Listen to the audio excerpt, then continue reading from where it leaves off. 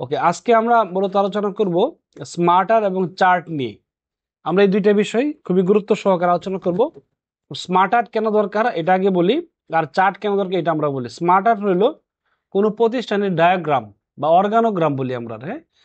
মানে কিরকম, ধরো একটা প্রতিষ্ঠানের প্রধান আছে, তারপরে কি আছে, তারপরে কি আছে, এরকম একটা লাইন আপ, এটার বলে কি স্মার্টার। ঠিক আছে, যে কোনো কোম্পানির, যে কোনো সরকারি প্রতিষ্ঠান হোক, বেসরকারি প্রতিষ্ঠান হোক, সকল প্রতিষ্ঠানে এই বিষয়টা থাকে আর কি। বুঝতে পারলাম যে একজন প্রধান থাকে, তারপরে আরেকজন তার নিচে একজন অধীনস্থ থাকে, এর নিচে আরো দুই তিনজন অধীনস্থ থাকে, এরকম একটা লাইন আপ থাকে। এটারে বলে কি স্মার্টার বা অর্গানোগ্রাম। ঠিক আছে, এটা আমরা কিভাবে বানাবো আমরা এখন খেয়াল করি। প্রথমে স্মার্টারে ক্লিক দিলে এখানে অনেক ধরনের ডায়াগ্রাম আসবে, এখানে দেখো অনেক ধরনের ডিজাইন আসবে, যে অনেক ধরনের ডিজাইন আসবে। এইগুলা আমরা মূলত যদি একটা ডিজাইন তৈরি করতে পারি, পরবর্তীতে প্রত্যেকটা ডিজাইন আমরা কনভার্ট করতে পারবো। তো প্রথম কাজটা হলো আমাদের কি, একটা ডিজাইন তৈরি করা। যদি আমরা একটা ডিজাইন তৈরি করতে পারি, সেক্ষেত্রে অন্য অন্য এই যে যে ডিজাইনগুলো আছে এইগুলোতে আমরা কি করতে পারবো, কনভার্ট করতে পারবো। ঠিক আছে, তাহলে আমরা একটা সিম্পল একটা ডিজাইন তৈরি করে ফেলি। এখানে আমরা লিস্ট থেকে একটা ডিজাইন তৈরি করি। ধরো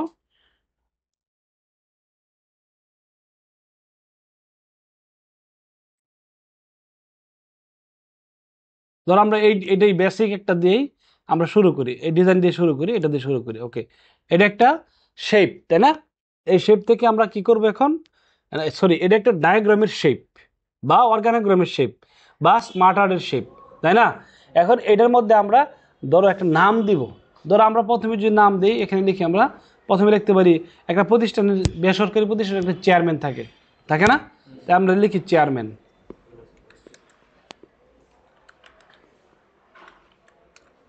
ঠিক আছে, চেয়ারম্যান লাগলাম।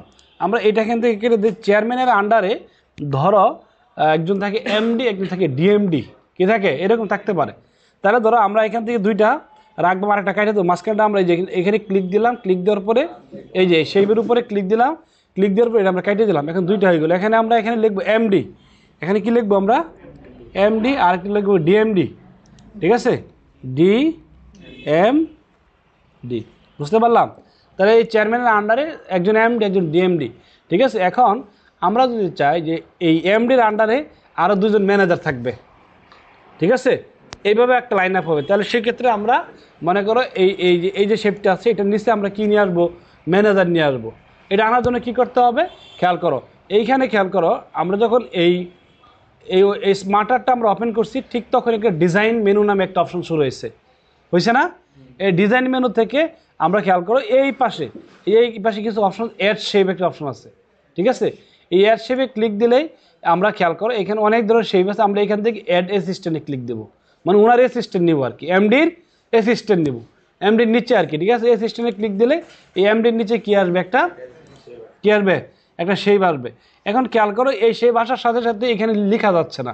লিখতে গেলে কি করতে হবে, যে এই টেক্সট প্যান, এই টেক্সট প্যানে ক্লিক দিতে হবে। টেক্সট প্যানে ক্লিক দিলে এখানে আমরা লিখতে পারবো। তাহলে আমরা কি লিখবো, ম্যানেজার। ধরো আমরা এমডির আন্ডারে কি থাকবে, দুইটা ম্যানেজার থাকবে। ঠিক আছে, তাহলে আমরা একটা ম্যানেজার লিখি, এখানে ম্যানেজার 1।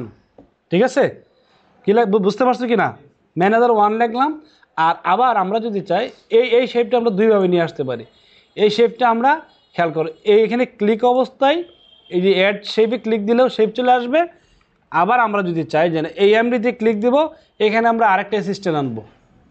তা আমরা এইখানে ক্লিক দিলাম, ক্লিক দেওয়ার পরে এই যে আবার অ্যাড শেপে গেলাম, এখান থেকে অ্যাড অ্যাসিস্ট্যান্ট চলে আসছে। বুঝতে পারছি কি না? আমি আবার কেটে দিলাম। আমি এই যে এইখানে ক্লিক দিয়ে, আমি যদি এইখানে ক্লিক দিয়ে যদি আমি অ্যাড শেপে দেই, সেম একটা শেপ এই পাশে এসে যাবে। অথবা আমি যদি এখান থেকে যদি অ্যাসিস্ট্যান্টে যে এইখানে ক্লিক অবস্থায় যদি আবার এই শেপে ক্লিক অবস্থায় যদি আমি এমডির শেপ ক্লিক অবস্থায় যদি এইখানে যদি ক্লিক দিয়ে অ্যাসিস্ট্যান্টে ক্লিক দেই, এখানে না, এই যে অ্যাসিস্ট্যান্টে ক্লিক দেই, সেই ক্ষেত্রে খেয়াল করো চলে আসছে। তাহলে আমরা ম্যানেজার 2 লিখি। এখানে কই লিখবো, আমরা এই যে প্যানে লিখবো। ঠিক আছে, এই প্যানে লিখবো, তাহলে লিখবো ম্যানেজার 2, ম্যানেজার 2। ওকে, তাহলে দেখো আমরা এইভাবে একটা কি করতে পারি, লাইন আপ করতে পারি। এখন যদি আমরা এইখানে যদি আবার এক করি, এইখানে যদি আমরা আরেকটা লাইন আপ নিই, ধর ডিএমডির আন্ডারে দুইজন কি থাকবে, অফিসার থাকবে, তাই না? বুঝতে পার সিনিয়র অফিসার থাকবে, তাহলে সেক্ষেত্রে আমরা কেমন নেব, সেম এটার মধ্যে এটা দিয়ে ক্লিক দেবো, ক্লিক দেওয়ার পরে আমরা এখান থেকে ওনার অ্যাসিস্ট্যান্ট নিয়ে নিলাম ওনার অ্যাসিস্ট্যান্ট, তাই না? তাহলে আমরা এখানে লিখলাম অফিসার 1, বুঝতে পারতেছি কিনা আমরা?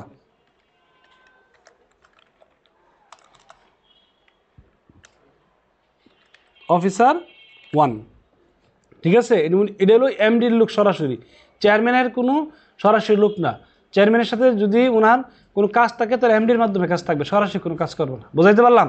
আচ্ছা, এখন যদি আমরা তোমরা বলো যে আমরা এখন আরেকটা ধরো এইখানে আরেকটা শেপ নিয়ে আসবো, বা আরেকটা ম্যানেজার 2 নিয়ে অফিসার 2 নিয়ে আসবো, সেক্ষেত্রে আমি কোথায় ক্লিক করবো?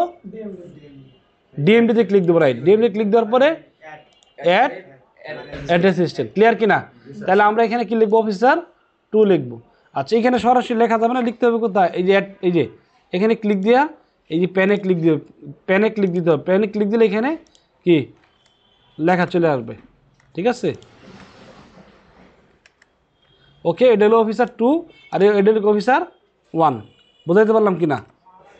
বুঝাইতে পারলাম? এখন আমার মোটামুটি একটা অর্গানিক তৈরি হয়ে গেল। এখন এটা আরও আমার প্রতিষ্ঠানটা এইভাবে চলে। এখন মনে করো যে এটার পরে আরও কি দরকার আছে? অ্যাসিস্ট্যান্ট দরকার আছে, সহকারী আছে না? অনেক প্রতিষ্ঠানে কি আছে? সহকারী আছে। সেই ক্ষেত্রে সহকারী কীভাবে নিয়ে আসবা? সেম একইভাবে তোমরা এইভাবে নিয়ে আসবা। এখানে ক্লিক দেবা, ক্লিক দেওয়ার পরে ঠিক আবার এখানে অ্যাসিস্ট্যান্ট নিয়ে আসবে। এই যে ওনার আন্ডারে, ম্যানেজার আন্ডারে একজন কি চলে আসলো? একজন অ্যাসিস্ট্যান্ট চলে আসবে, ঠিক আছে? তাহলে এইভাবে আমরা চাইলে একটা অর্গানোগ্রামের একেবারে লাইন আপ, শুরু থেকে আপ টু বটম আমরা ডিজাইন করতে পারি। বুঝাইতে পারলাম? আচ্ছা, এখানে খেয়াল করো, একটা ডিজাইন যখন হয়ে গেল, এটা কি? এটার নাম কি? অর্গানোগ্রাম। এটার নাম কি? স্মার্ট আর্ট, তাই না? তাহলে মাইক্রোসফট ওয়ার্ড দিয়ে আমরা বানাচ্ছি। এটা কেন দরকার? একটা প্রতিষ্ঠানের কিভাবে একটা প্রতিষ্ঠান চলে, তাই না? ধরো আমার প্রতিষ্ঠানের কথা বলে, আমার প্রতিষ্ঠানের মধ্যে ধরো আমি বললাম প্রধান, তাই না? আমার পরে ধরো আছে মারুফের পরে আছে মনে করো যে অপু বা আমিন হাসান অপু, তারপরে আছে ধরো তামান্না, তারপরে আছে রাকিব। এই যে একটা লাইন আপ, এটা হলো কি? Smart art. বুঝাইতে পারলাম? তাহলে এইরকম কোনো প্রতিষ্ঠানের আপ টু বটম আমরা যারা কর্মরত থাকবে বা যারা আছে নিয়েছে তাদের একটা লাইন আপ, এটার নামই মূলত কি? স্মার্ট আর্ট, অথবা কি ডায়াগ্রামও বলে, অনেকে কি বলে? অর্গানোগ্রামও বলে। বুঝাইতে পারলাম? তাহলে এটা যদি আমরা একটা বানাইতে পারি, এখন পরবর্তীতে খেয়াল করো, আমরা বানাইছি এই যে এটার মতো করে। এখন আমি চাই যে অন্য কোনো ডিজাইনের সাথে এটা কি করব? চেঞ্জ করে ফেলবো। তাহলে আমরা খেয়াল করো, এখানে যে এরকম একটা ডিজাইন আছে, এখন আমরা এরকম করতে পারবো। আমরা চাইলে এখানে মোর ডিজাইন আছে, মোর লেআউট আছে, এখান থেকে আমরা একটা ডিজাইন তো তৈরি করে ফেলছি। এখন আর সমস্যা নেই, যে কোনো ডিজাইন আমরা এই অর্গানোগ্রাম বা স্মার্টারের যে কোনো ডিজাইন আমরা কনভার্ট করতে পারবো। সেটা কেমনে করবো? ধরো এই যেখানে ওয়াল আছে, ধরো আমি এরকম একটা অর্গানোগ্রাম বানাইতে চাচ্ছি, এরকম, ঠিক আছে? যে প্রধান সে নিচে থাকবে, এরকম থাকবে, যে প্রধান এরকম একটা লাইন আপ থাকবে, যে চলে আসছে এখানে। আবার যদি চাই না এরকম না, আমি এরকম চাচ্ছি, বুঝাইতে পারলাম? আমার মোট কথা হলো যে আমি একটা কি, যদি একটা ডায়াগ্রাম আমি বানাইতে পারি, স্মার্ট আর্ট বানাইতে পারি, পরবর্তীতে যে কোনো ডিজাইনে, যে কোনো শেপে আমরা কি করতে পারবো? এটা কনভার্ট করতে পারবো। মোট কথা হলো আমার প্রথম এটাই কি করতে হবে? বানাইতে হবে। আমরা পিকচার দিয়েও এখানে যার তার ছবি বসাইও আমরা কি করতে পারবো? এরকম স্মার্ট আর্ট বানাইতে পারবো। বুঝাইতে পারলাম কিনা? এরকম সার্কেলও বানাইতে পারবো, এরকম সার্কেল, দেখছো? এরকম সার্কেল বানাইতে পারবো। হ্যাঁ, তার এই যে এরকম বানাইতে পারবো, ঠিক আছে?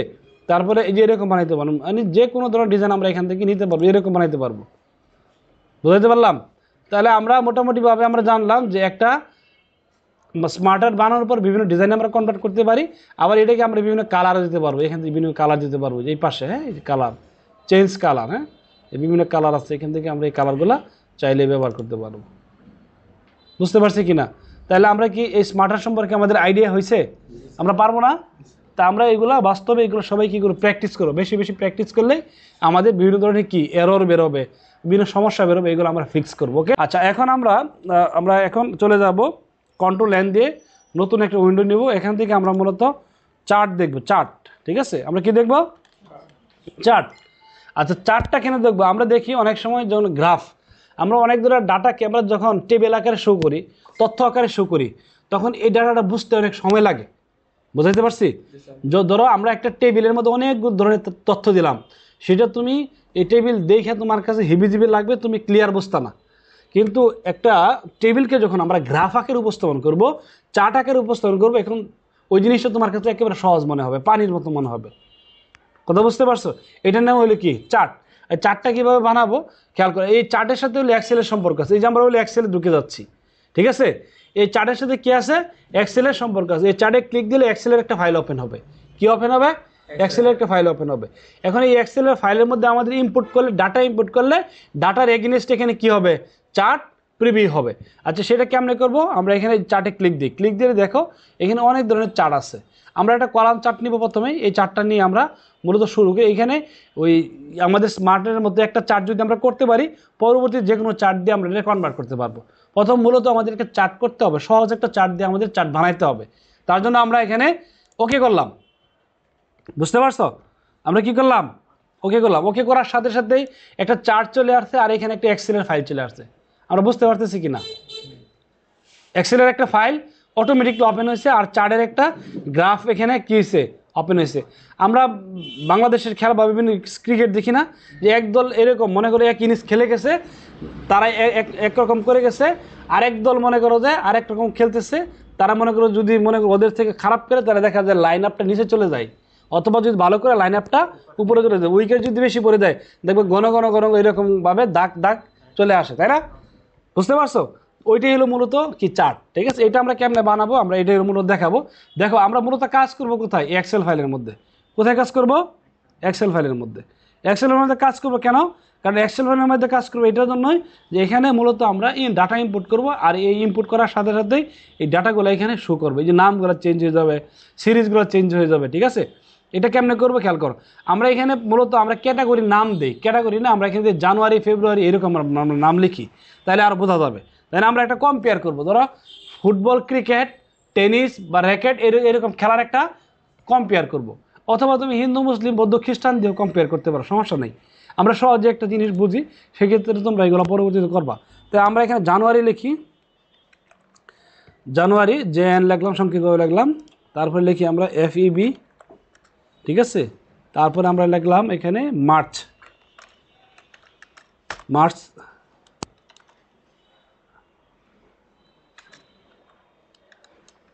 মার্চ, হ্যাঁ এই মার্চ। তারপরে আমরা লিখলাম ধরো এপ্রিল। আচ্ছা, মার্চ যদি থাকুক, আচ্ছা এপ্রিল লিখে এপ্রিল, ওকে। এখন দেখো এই নিচের নামগুলো হলো কি চেঞ্জ হয়ে গেছে, দেখো চেঞ্জ হয়ে গেছে না? আচ্ছা, এটা হলো ক্যাটাগরি চেঞ্জ করে ফেললাম। এখন ধরো এখানে আমরা লিখবো ফুটবল। কি লিখবো? ফুটবল। আমরা ফুটবলের একটা কি স্ট্যাটিস্টিক দেখবো আর কি, ঠিক আছে? ধরো আমরা এখানে লিখবো ফুটবল।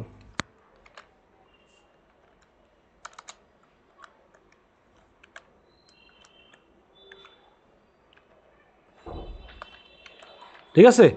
তো আমরা ফুটবল লিখলাম, ঠিক আছে? ফুটবল লেখার পরে আর এটার ধরো আমরা লিখবো এখানে কি বাস্কেটবল লিখতে পারি, বা যাই যেটা লেখানো কেন সমস্যা নেই। হ্যাঁ, আমরা লিখি এখানে কি, অথবা টেনিস বল লিখি। আচ্ছা, বাস্কেটবল লিখি।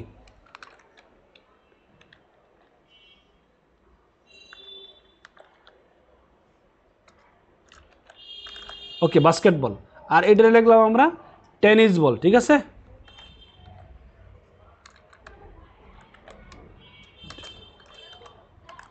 ঠিক আছে? তো এখন দেখো এই যে সবগুলো চেঞ্জ হয়ে গেছে, যে football, basketball, tennis ball.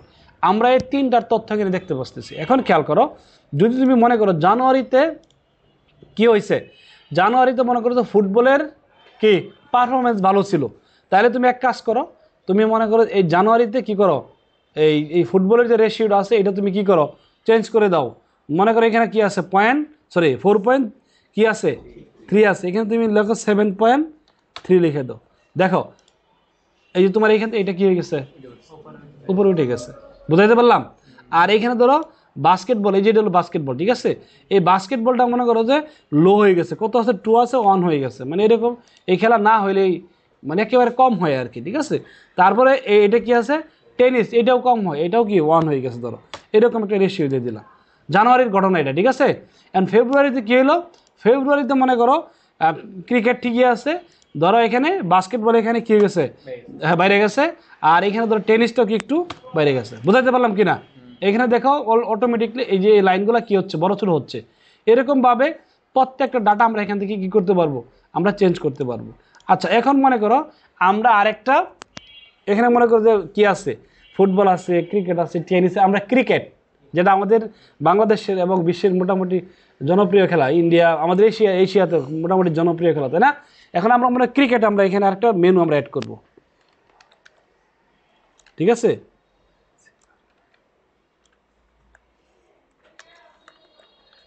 Cricket, আচ্ছা, ক্রিকেট অ্যাড করার সাথে সাথে খেয়াল করো এটা হাইলাইট হয়ে গেছে। এখন হাইলাইট হওয়ার সাথে সাথেই এটা অ্যাড হয়ে গেছে এটার সাথে। তার মানে এখানে আমরা যদি ক্রিকেটে দেই, ধরো আমরা যদি 5 দিয়ে দেখো একটা লাইন হবে, দেখো এখানে যদি আমরা 4 দিই আর একটা নতুন লাইন হবে, ঠিক আছে? এখানে যদি আমরা 3 দিই, এখানে যদি আমরা 1 দিই, বৃষ্টির সময় তো খেলা একেবারে কম থাকে, তাই না? দেখো এখন ক্রিকেট লাইন আমরা বাড়াই ফেলতে পারছি। তাহলে আমরা এরকমভাবে যদি নিচে আমরা বাড়াইতে চাই, এভাবে আমরা বাড়াইতে পারবো। হ্যাঁ, আমরা এখানে মনে করো যে এপ্রিল, মে, ঠিক আছে? মে লিখি, ঠিক আছে? মে লিখি, ঠিক আছে? এই মে লিখলাম, মে লেখার সাথে সাথে লাইন একটা বাইরে গেছে, এই বাইরে গেছে না? এখন আমরা মনে করি এখানে তথ্য দিলে এইগুলা কি আসবে, এখানে তথ্যগুলো অটোমেটিকলি চলে আসবে। ধরো, বুঝতে পারছিস কি না? এখানে মনে কম বেশি দাও, সমস্যা নেই, ঠিক আছে? বুঝতে পারছো?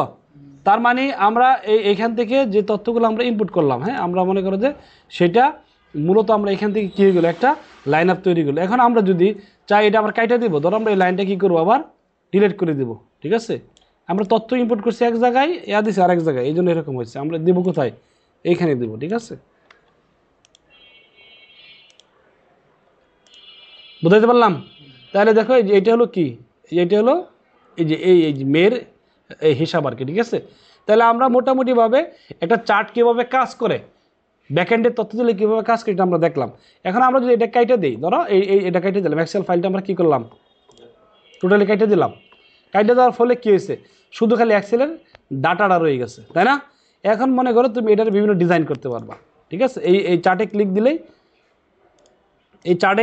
তোমরা দেখবে এখানে ফরম্যাট নামে একটা অপশন আছে, এখান থেকে এটা ওপেন হবে। এই যে চার্টে ক্লিক দিলে চার্ট চলে আসছে, চার্ট ফরম্যাট আছে এখানে। খেয়াল করে এখানে অনেক ধরনের ডিজাইন আছে। অথবা তোমরা যদি চাও যে অন্য কোনো চার্টে রূপান্তর করবা, এটাকে অন্য কোনো চার্টে কনভার্ট করবে, এখানে যে অনেক ধরনের চার্ট আছে,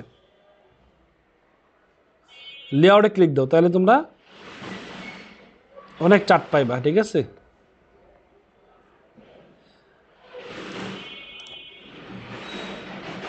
অথবা চেঞ্জ চার্ট টাইপ, এই যে আমরা প্রথম দেখছিলাম না এটা, আমরা লাইন দিয়ে শুরু করছিলাম, এখন আমরা এই যে এটা দিয়ে শুরু করি, ঠিক আছে? এরকম হয়ে যাবে, বুঝাইতে পারলাম?